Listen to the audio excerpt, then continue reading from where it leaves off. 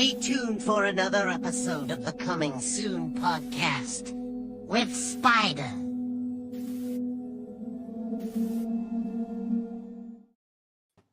Hello, everybody. Spider here, Coming Soon podcast. Once again, being joined by Myrna. How are you doing today? I'm good. Thanks for having me. No. Of course, you are not in Texas. Are you in Chicago? I'm in the Chicago area. Yeah, in the suburbs. Okay, and that is born and raised? No, I was born in South Bend, Indiana, and I actually lived in Dallas for about 8 years, right after college, and then moved to the Chicago area after that. Okay. And of course, I mean, when it comes to what you do in films, I'm gonna say what don't you do, because you wear a lot of hats when it comes to the film industry, that you've been involved in. But one of the things, of course, being the vice president. I mean, I know you had brought that up when it comes to the production company. So, what does that intake? I mean, for those watching. So Steve Herman and I formed EchoStar Productions at the beginning of 2024. We had been doing films prior to that, but in a less formal manner. So we decided to form the LLC to, kind of up our game a little bit. So as vice president, I do a lot of the procedural kind of stuff because I'm more the analytical one and Steve is more the creative one. So he does a lot of the writing. He was an independent author before he became a filmmaker. So he has several books written that we'll be adapting to films. And then he just gets crazy ideas left and right.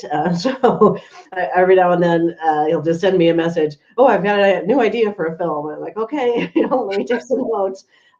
So I help on the producing side. Right. And then also on the fundraising side. So I put together the crowdfunding campaigns, and I need to apologize for my voice. I have a little bit of a cold, so I sound like I don't normally sound like this.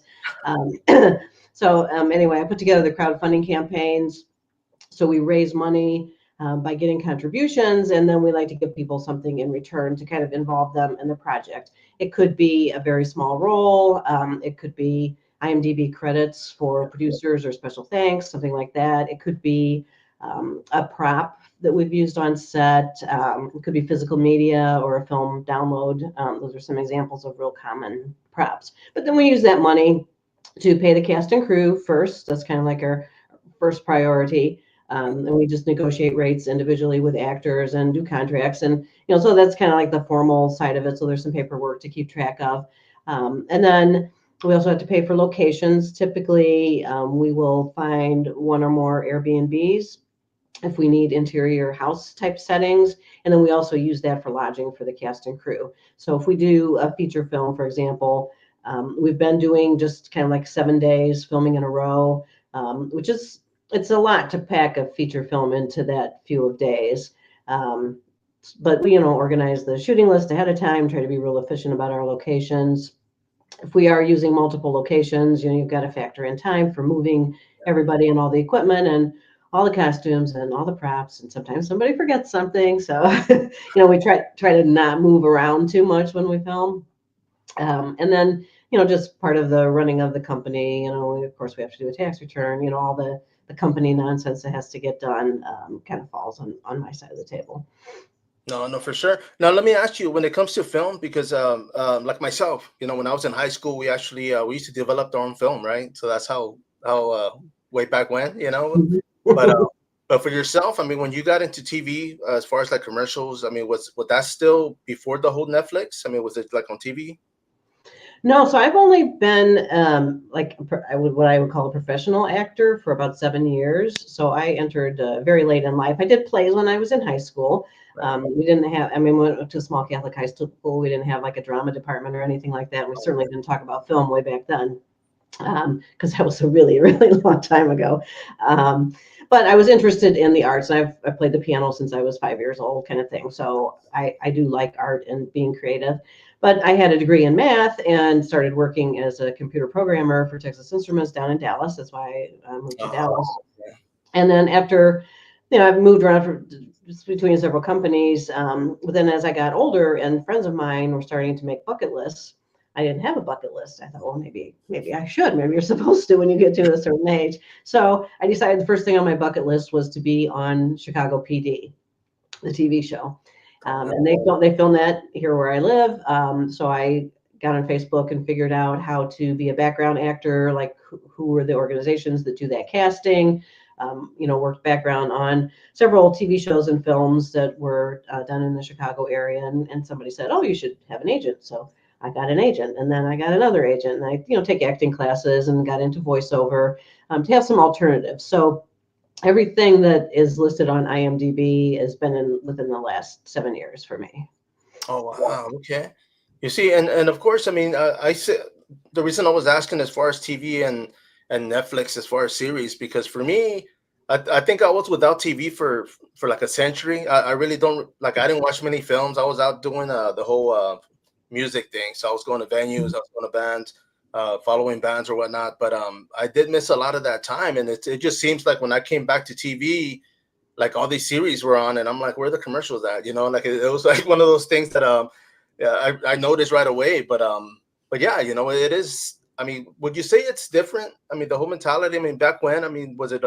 Would you say it was a lot harder to get on TV or on shows or on movies?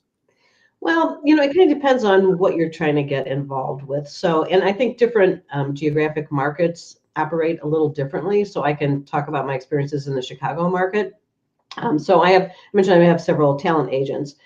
They kind of focus on different things in slightly different regions. Like I have one that goes up into Wisconsin and stuff. So for instance, kind of falls into the commercial type arena. I was in an infomercial for a Medicare supplement plan, but it was only available to certain markets in Wisconsin. So, we filmed, it was like a 30-minute thing, a lot of just, scenarios like, my husband and I happened to be having a barbecue with a friend of ours who had just gotten on Medicare. So we had all these questions for him about Medicare supplement plans. So it made it look like interesting, but it was about boring stuff. But that didn't air in my market because I don't live in Wisconsin. So like that particular company that commercial was made for, they only ran it very locally. I was in a commercial for Empire Flooring that again didn't run in my market. I think they ran in California and Florida or something like that. So sometimes you're in things and you don't even see the result. For things like the TV shows, those are union productions, and so the only way you can get a speaking role in those is if you get booked through a talent agent, because those casting calls are not made available to the general public. They're only made available to licensed casting directors. So that's one reason to have an agent. I do find a lot of independent film work on my own. That's how I found out about Acristar. But the agents aren't interested in that because they don't get a cut of what you make. So a talent agent only gets paid when you get paid. So they get a percentage of what you earn. And I've been booked for what are called like industrials. So a manufacturing company may have a new product and they need to train their salespeople. So again, I'm never going to see the end footage, but I got paid to act that day. And I mean, it can go anywhere from just holding a product, using a product, to wearing an adult diaper. Oh, yeah, there you go. The highlight of my acting career. Yeah, I was gonna say I've been on TV plenty of times, but it's never been for a gig. It's always been I worked for the post office. We're picking up the last day. I think it was for the tax returns. So the news people were out there. They're interviewing. They were taking news, and they decided to interview me. So I was on TV for that. Oh, very cool. Academy Sports. I was working there part time and doing the back to school. So they interviewed me for that, and I'm thinking like, man, all these they're getting all these free publicity, free work out of me. But right, it's just I didn't break under pressure, so I kind of I jumped on that because I was like, what, the camera was on me, and I just flew by it. I didn't really stress out. It was just I was doing my job on both times, so it's not like I was out of my element or anything. But right. Yeah, but that's pretty cool, though. I mean, let me ask you now that you're venturing, because on top of being, a producer, I mean, you are an actress, so you do act. I mean, a lot of these films that you jump in, how does that work for you when you're actually the producer in a film? I mean, or is it just one or the other? No, I can do both. The preparing the producer stuff. So with large productions, there are multiple types of producers. Right. We're a very small production company, so I am the producer, so I do like all the producer kind of tasks. And I also do what they call first AD tasks, the first assistant director. So I will take the script, break it down, figure out what props we need, when the wardrobe changes are, assign scenes to different filming days based on location. I find the locations, do the crowdfunding work. All that happens like way ahead of time. Yeah. And then as we get closer to filming, say maybe a month or so, or maybe two before we actually film, we'll do a Zoom table read. So everybody will get into their character and we get together on Zoom and we go through the script. And then that typically triggers some script revisions, once the writer can actually hear the characters come to life. There's some revisions, and you start, building your character, memorizing your lines, all that kind of stuff. So I can go back and forth. I don't think I would ever want to be the producer and be like the main lead in the film. With Night of the Dead Sorority Babes, it was kind of an ensemble cast. So there was like not one prominent person who was in almost all of the scenes. We all kind of had equal screen time. So that I was totally comfortable with. Plus we did a proof of concept before we made the actual film. So a couple of the scenes that we did for the proof of concept were similar in the real film. So like I already had those down type of thing. But yeah, I mean, the acting, I used to think the acting was the hard part. It's the easy part, actually. You just show up and like everything surrounding you is already in place. Yeah. So I'm the person that gets everything surrounding you in place. So you do all the like you said, I mean, you do a lot. I mean, just the fact that you mentioned all those things, I mean, that's a lot of work. Like I mentioned earlier, I mean, I have been jumping on projects here locally, and the fact that I see everything happening like in front of me, I'm like, damn, that's a lot of work. The fact that they have to put the lighting, put the sound, make sure everything's aligned, the props, the background. I mean, but I mean, for the most part, I mean, every film I've been in, they've had like 2 or 3 people helping out because, for the director alone, I mean, he's busy trying to get everything else going. But, Right. you know, Yeah, once we're actually filming, then I'm more, like seeing where we're at on the schedule. Right. So like the last thing we filmed was Return of the Corn Zombies, which is a feature film, and it's got a lot of extras because you gotta have a lot of zombies, and those zombies need a lot of makeup. So, I tried to guess. I mean, I had lists of people, but we weren't able to raise enough money to pay the extras, so they were all volunteers. So, sometimes more people would show up, or they, I had people on multiple days. They'd show up for days I didn't think they were coming. They didn't show up on days I did think they were coming. So, I had to kind of balance the schedule a little bit. But, if you get to noon and you've only gotten one scene in, and we started at like 8 o'clock in the morning, we're in trouble. Like we got to get this thing moving a little bit. So, I'll talk to the directors. I'll, talk to the cinematographer. What can we do to kind of get this thing back on track?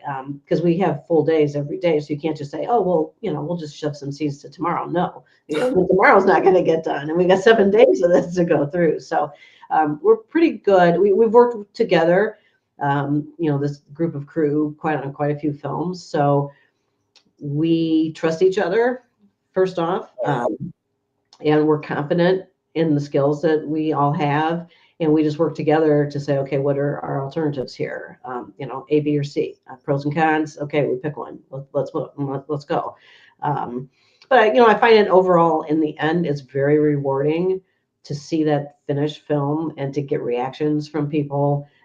Because most of the time, I mean, there are haters always, but most of the time people enjoy what we create. No, you see, and the fact that you brought up when it comes to extras, because a lot of times, I mean, they ask for volunteers. That's one of the things. I mean, every time I volunteer, I've been there. I make sure that my schedule's clear. I mean, of course, I want to jump on something. I want to be a part of something.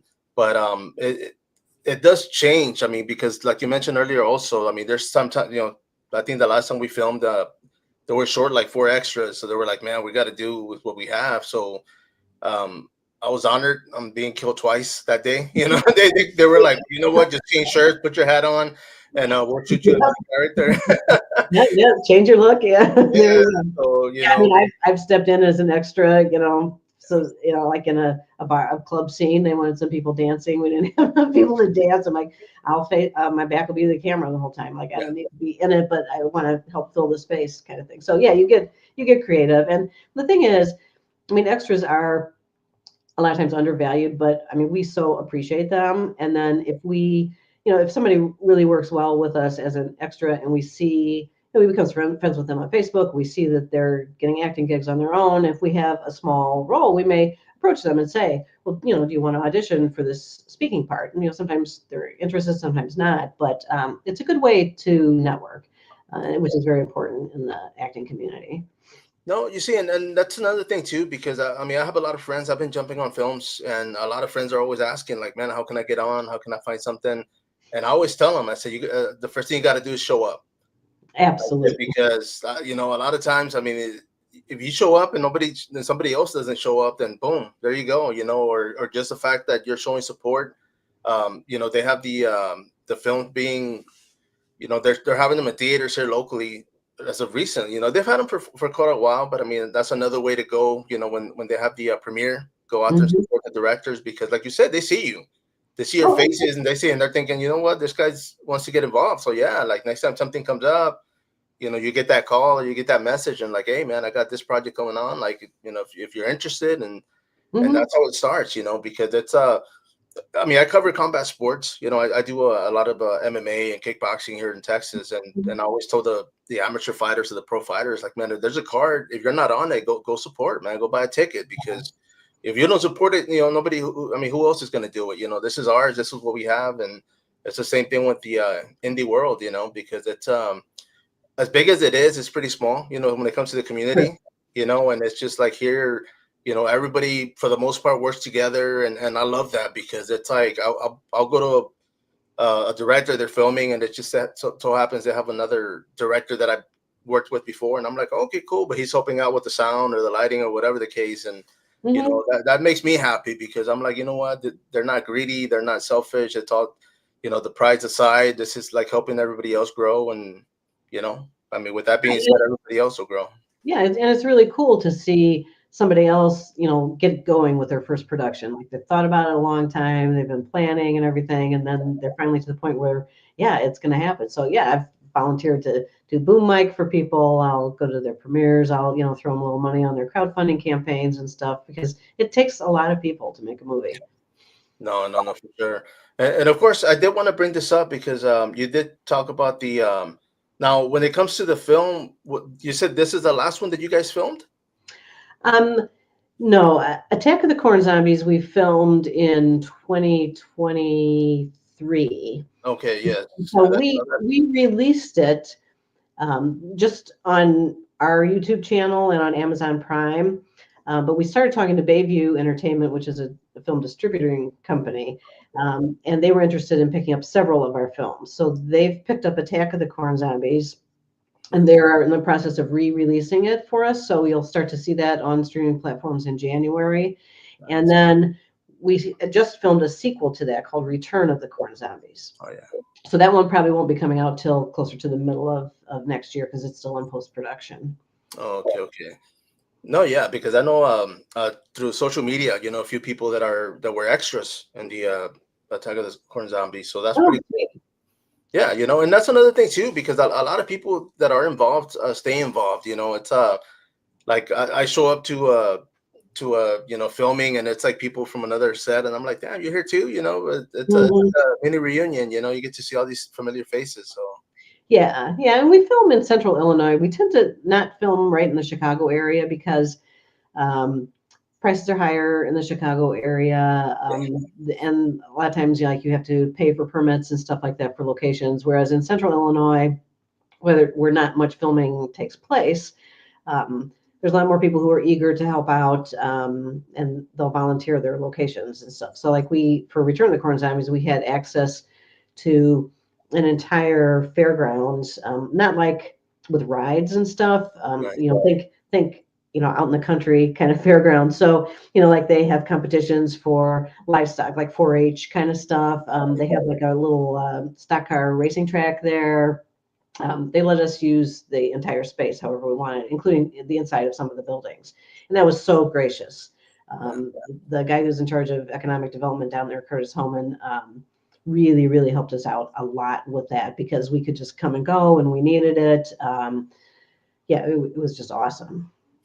No, you see, and that's another thing too, because when looking for locations, I mean, it can get hard. I mean, I've had some here locally using gas stations, coffee shops, warehouses. I mean, whatever they can use on a budget, for the most part, because you're trying to get everything else going.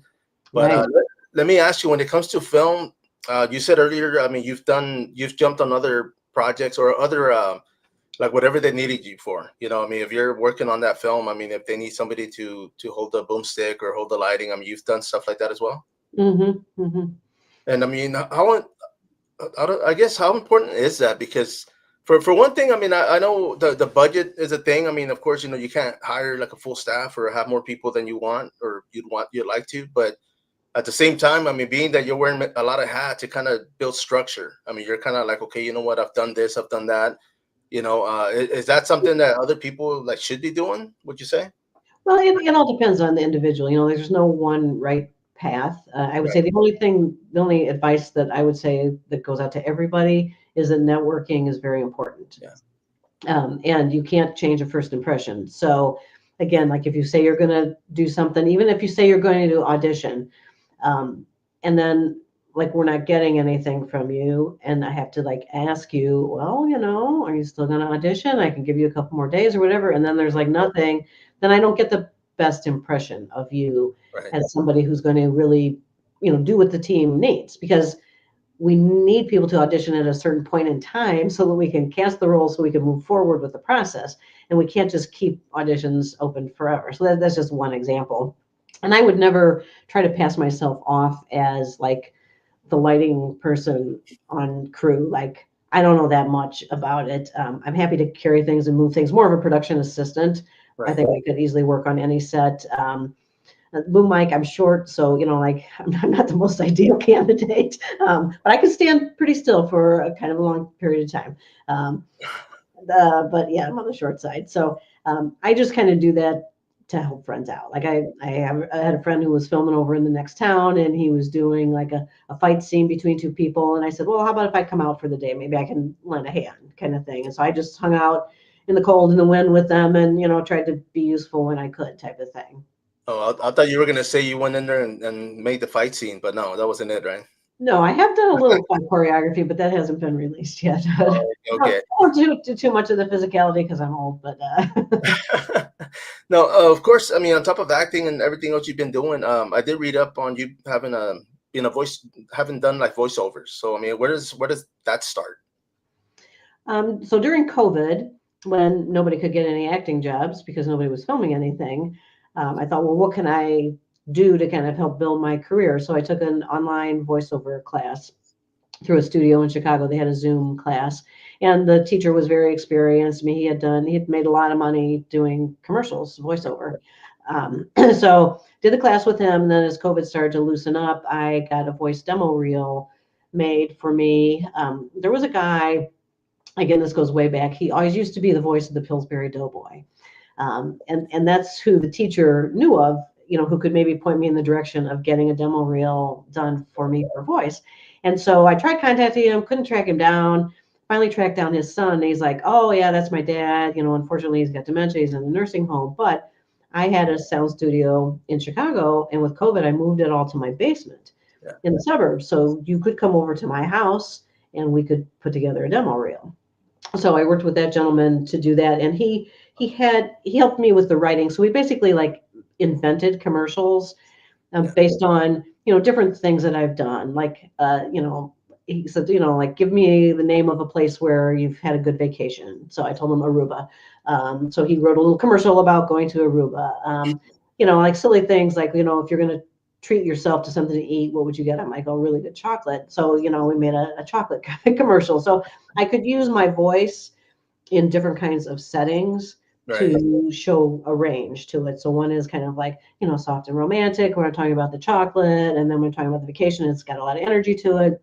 So I think that experience alone was well worth it. And on top of the class. And so then I got a specific voiceover agent, and I get usually like 3 or 4 auditions a week, and some of them are national brands. I haven't booked any yet, but I have gotten shortlisted on several of them. So that means I was like at the top of the Yeah. ones that they liked. So I mean, I take that as a good step in the right direction. And I just won a voiceover coaching session. I was supposed to go to a party last night, but I wasn't feeling well, so I didn't go. But I had bought raffle tickets, and a friend of mine put them in the different baskets for me, and I won an hour's worth of voiceover coaching. So I'm Nice. going to jump on that as soon as my voice is better. No, yeah, you see, and that's one of the things too, because I've done a few perks when it comes to voice, and I've been like the radio, I've been the guy at the diner, calling out Mm. the orders. I mean, I've done like, but I am bilingual, so I'm trying to get into the Spanish market. Like, I'm actually like Oh, yeah. working with a guy right now in Mexico, and I'm looking to start doing a little bit of voiceovers in Spanish, and so I just thought that was interesting. I just figured why not? The market's right next door. I am in Texas, so Mhm. that's pretty cool. But Yeah, like I don't have much of a setup at home. I have $100 microphone that I plug into my laptop, and I do the voiceover in a closet. Like they say, the cheapest sound booth in the world. But the quality is good enough for me to be getting seen. And then if I were to book any of those jobs, they would book me into an actual studio to do the recording. So that's kind of how the whole thing works. But yeah, voiceover pays well. No, yeah. I have a buddy out there right now doing pretty good, and I was like, damn, like how much? I was like, I definitely want to venture into that. But let me ask you, I mean, when it comes to acting and everything you're working on now, I mean, if you had to pick one thing to do, like what would it be, if you don't mind me asking? You mean like one thing that I know I need to be working on, No, or no, what? just in general. Like, say if they were like, okay, you can only be an actress, you can only be a producer or a voiceover actress. Like, which one would you Oh, pick? pick one of those. That's really hard because I like acting the best on camera, acting the best, but I'm probably a little better producer than I am an actor. And that's just me, like being objective and knowing how much experience I have and stuff. Because for a lot of people, the the organizational side of things, um, like they'll just figure it out Yeah. that day or whatever. Like, no, you got a lot of stuff. You do have to think in the moment and solve problems in the moment, but you have to have an overall plan. And I think the analytical side of me is probably stronger than the creative side. But yeah, I gotta love being in front of the camera though. Man, and of course, I did want to bring this up because this is the film that you were talking about earlier, Hmm. out of the Dead Sorority Babes. Now, the name itself, I mean, of course, caught my attention. I said, okay, you know what? I've never been in a sorority, and none, much less a female sorority, right? But I did watch the trailer. There was a lot of energy in there. A lot of the actresses on this were a lot of experience. There was a lot of experience in this, and I know for the fact that a lot of them have worked in past projects, so the chemistry was there, the lighting, the sound. I mean, everything. I mean, obviously, it was made as a concept, just to go ahead and let people know what's going on. Hmm. Trailer itself. Now, what is it that's going into this? I mean, you guys have a crowdfund for this right now? Yeah, we still have a finishing funds campaign for it. So if you go on Indiegogo and search for Night of the Dead Sorority Babes, you'll be able to find it. And through the end of the year, you can still get a film download or physical media through Yeah. the Indiegogo campaign, but we're going to cut that off as soon as it starts to hit the streaming platforms. So like that's another one that's being distributed by Bayview Entertainment, and they've already gotten it accepted on some streaming platforms.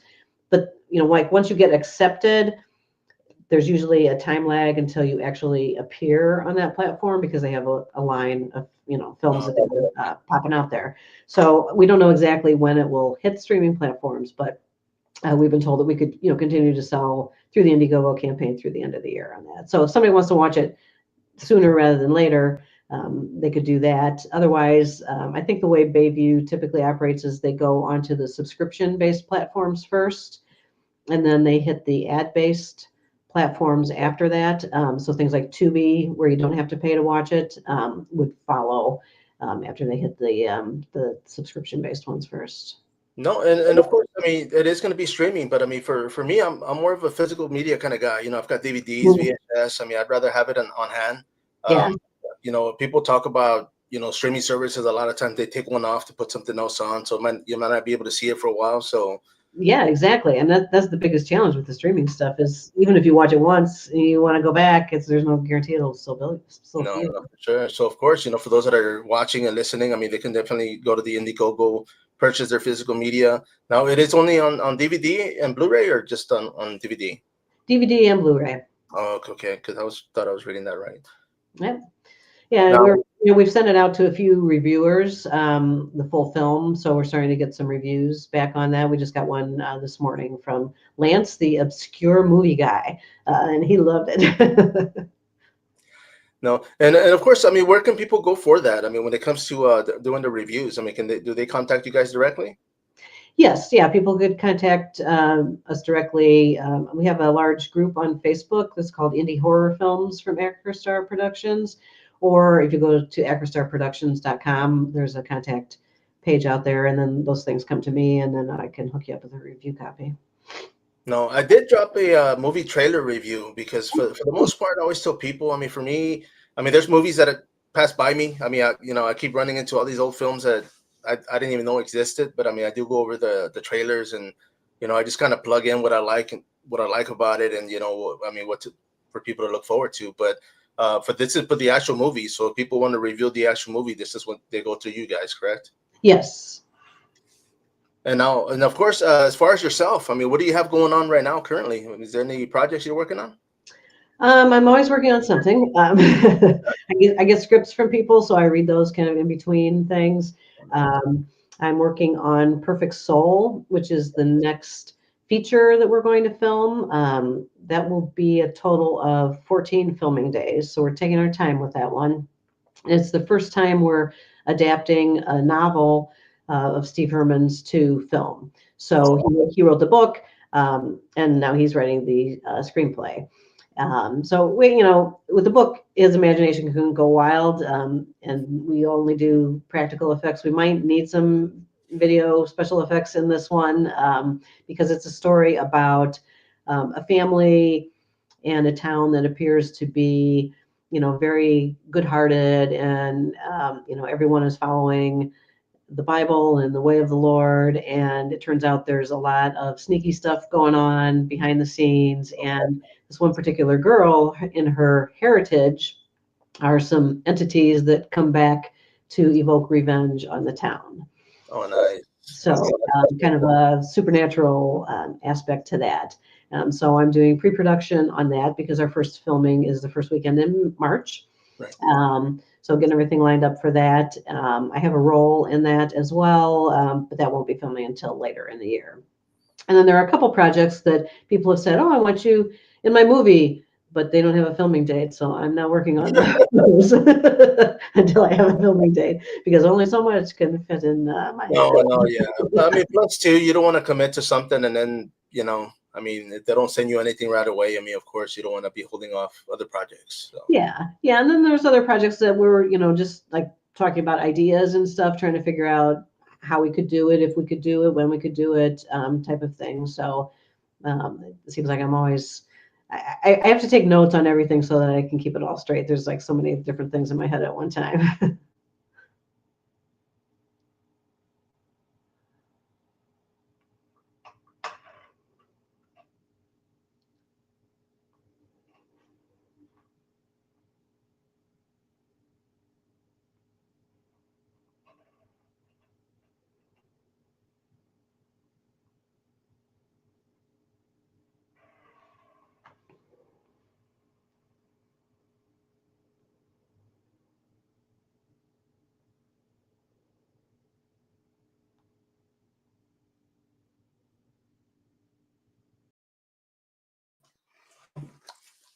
Here we go. Here we go. Sorry about that. I was Right. Yeah, I'm sorry. I thought it was me, but my internet's good. I don't know if that was a airplane going over me. I'm by the Lackland Air Force Base, so we do have a lot of traffic up top. Sorry about that. No, that's all right. I was just sending you a note asking if I should drop and come back on. Yeah, I'm sorry. But let me ask you, that new film that you're working on right now for the Aquastar, are you guys already doing auditions for that? For Perfect Soul, we have all the roles cast. We will need Okay. extras. We Oh, will need yes. extras, and it's too early for me to tell whether we would need those in June or September, or maybe both times.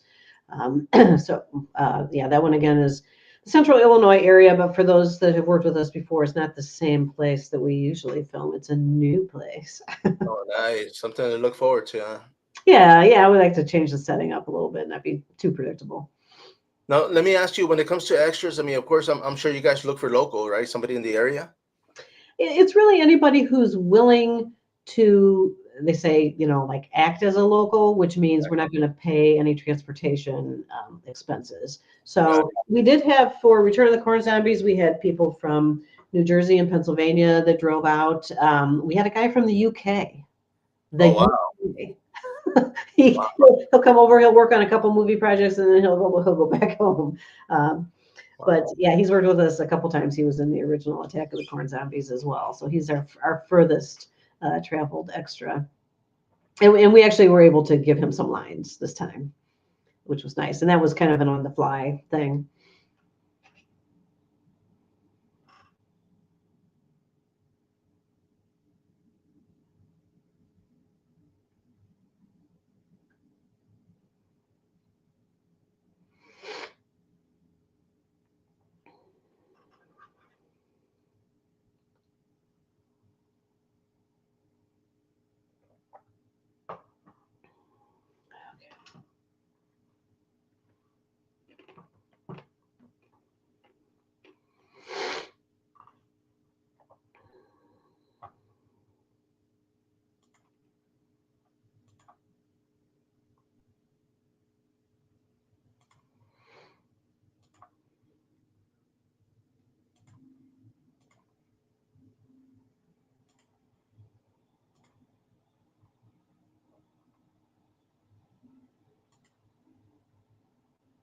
Yeah, I don't know why this is like this has happened. So I mean, my internet's on, so I honestly don't know if it's traffic up top because I do hear airplanes flying by.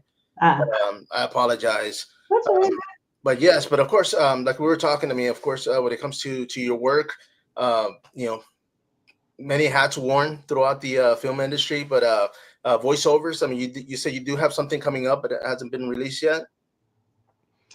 Um, what do we have that hasn't been released? Well, I've been in several films, not for Acrostar Productions, but for a company that goes by KLM Productions, that I think are going to hit film festivals first. So that's a strategy for releasing, is rather than going directly to streaming platforms, you hit some film festivals first and get some exposure going that way, and feedback, and then release. So there are two that I've been in that have not been released yet. And then there's a third feature film that, again, he's still in post-production on, that I just have a very minor part in, but I just can't wait to see it because it's going to be really more of an art house kind of a feel to it. So yeah, been in some fun stuff.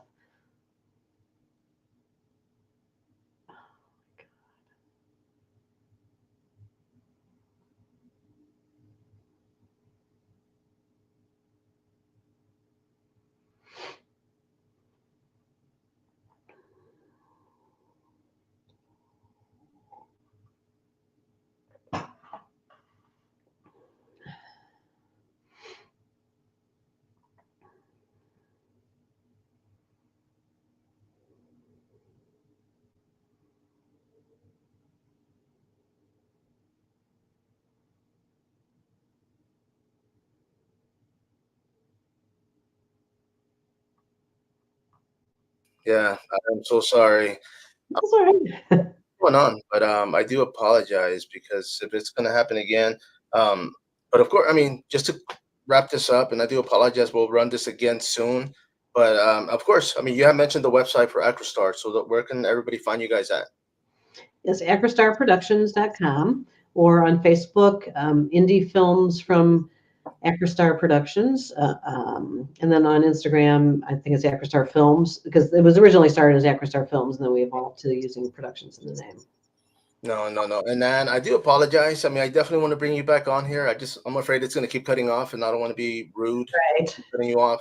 But yeah, you know what? I am going to be posting the the link, on the video, on the YouTube, and everything else. Now, I did drop the movie trailer review, so that is out there on TikTok and on my YouTube. But Awesome. for those that are watching, I appreciate you, and everybody else, of course, follow up. Anything you want to say before we wrap this up? And I do apologize. I just want to wish everybody happy holidays. No, exactly. And I almost forgot Christmas is around the corner. So, of course, happy holidays. And don't hang up yet. Everybody out there, of course, once again, this is Spider Coming Soon Podcast. As always, follow up.